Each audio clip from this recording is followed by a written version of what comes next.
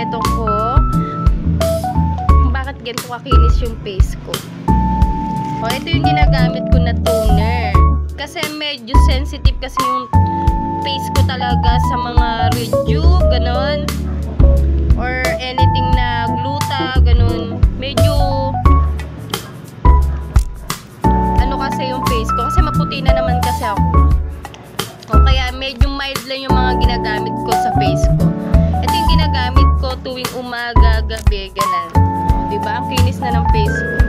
Dati nagkakatagihawat ako eh. Ngayon hindi na. Kasi lagi na malinis yung mukha ko. Oh. Pagkaligo ko, ito na yung ginagamit ko. Sulit na kayo dito guys. Kasi tinan nyo. 500 ml na siya. Then, buy one take one na. Check nyo na yung sa yellow basket ko. O, diba? Bali, 3 days ko pa lang itong ginagamit, pero makikita nyo naman ako.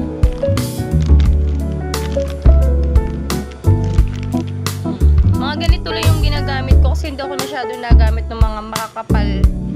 Mga nakakasunog ng face or nakakabakbak, ganun, para lang mamuti. Hindi talaga kasi ako nagamit ng ganun kasi medyo sensitive yung skin ko sa mga ganun. Eto na yung gamitin nyo kung katulad din kayo ng mga face ko na medyo sensitive. Ito gamitin nyo. Pwede siyang panlalaki, pambabae. Ginagamit